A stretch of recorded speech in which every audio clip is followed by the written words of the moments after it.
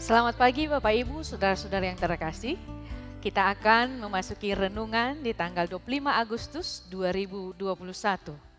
Tertulis di dalam kitab 1 Tesalonika 5 ayat 5. Beginilah sabda Tuhan. Karena kamu semua adalah anak-anak terang dan anak-anak siang.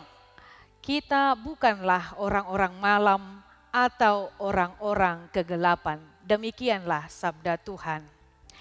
Be yourself. Mungkin kita sering mendengar ungkapan itu. Sebenarnya ungkapan itu hendak memotivasi kita Bapak Ibu untuk menerima diri kita apa adanya, serta berani menampilkan kepada orang lain dengan penuh percaya diri. Dengan kata lain, tidak pura-pura, berlaku sesuai dengan jati diri atau identitas kita. Lalu pertanyaannya Bapak Ibu, sebagai orang-orang percaya, sudahkah kita menjadi Kristen? Apa yang harus kita tunjukkan? Rasul Paulus menegaskan identitas umat percaya adalah sebagai anak-anak terang dan anak-anak siang, bukan orang-orang malam atau orang-orang kegelapan. Anak-anak siang yang mendahului malam, ia tidak akan tidur, tetapi tetap berjaga-jaga dan sadar sehingga tidak akan mengalami murka Allah.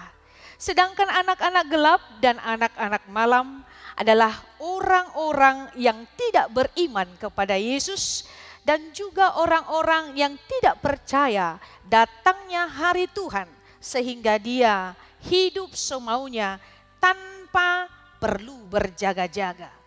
Saudara yang dikasihi oleh Tuhan Yesus Kristus, Rasul Paulus menasehati jemaat Tesalonika dan juga kita pada saat ini untuk tidak hidup di dalam dosa dan kegelapan. Kita adalah anak-anak terang, maka kita harus hidup di dalam terang dan menerangi orang lain, agar mereka yang melihat terang perbuatan baik percaya kepada Tuhan Yesus. Firman Tuhan Yesus berkata, memang dahulu kamu anak-anak terang, karena terang hanya berbuahkan kebaikan dan keadilan. Anak-anak terang akan tetap menjaga agar kegelapan tidak menguasainya. Dia akan senantiasa menyadari dan menjaga agar terang firman Tuhan senantiasa hidup di dalam kehidupannya. Demikianlah saudara ditempatkan di dunia ini menjadi terang, yaitu untuk membawa perubahan, bukan untuk dipengaruhi oleh dunia, untuk tidak peduli akan orang lain, untuk tidak peduli akan lingkungan, menjadi buta akan ajaran kasih Tuhan, sehingga hidup kita jauh dari Tuhan dan tidak berkenan di hadapan Tuhan. Ada banyak Bapak Ibu Saudara-saudari tindakan yang tidak diperkenankan oleh Tuhan. Percabulan, kecemaran, kemabukan, pesta pora, dan hanya peduli akan kehidupan, kesenangan diri sendiri. Itu bukan berkenan di hadapan Tuhan. Itu bukan identitas dan jati diri dari anak-anak terang.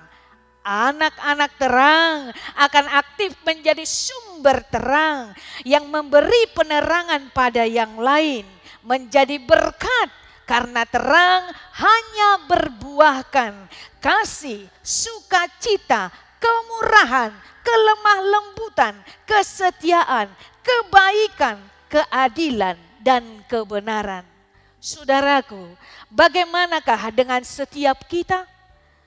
Sudahkah kita telah menjadi anak-anak terang yang diharapkan oleh firman Tuhan? Ingatlah Bapak Ibu Saudara-saudari bahwa Kristus telah mati dan bangkit bagi kita. Seharusnya melalui kematian dan kebangkitannya lah yang menerangi kehidupan kita untuk saling membangun, saling menasehati satu dengan yang lain, sehingga kita beroleh keselamatan Allah. Dunia semakin gelap, dunia semakin serakah, Dunia semakin membuat kita khawatir. Tetapi dunia saat ini membutuhkan kehadiran kita sebagai anak-anak terang.